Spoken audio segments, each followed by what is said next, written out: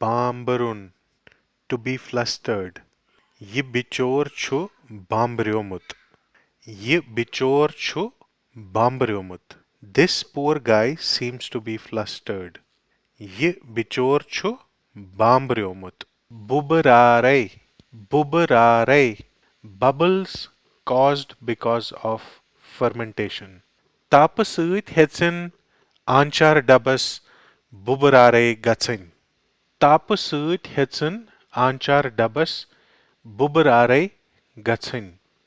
Sunshine has caused bubbles inside the pickle jar.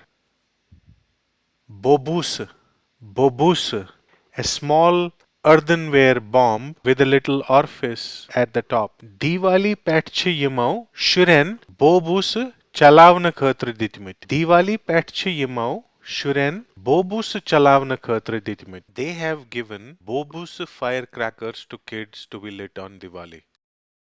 Bebash, bebash. One who engages in any act and does it without care and attention.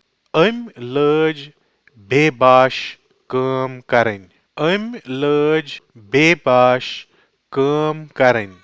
She started to work without much care and attention. Bebahas, bebahas, without dispute or controversy. Yichu bebahas yemi dukanuk malik. Yichu bebahas yemi dukanuk malik. She is without any dispute the owner of this shop.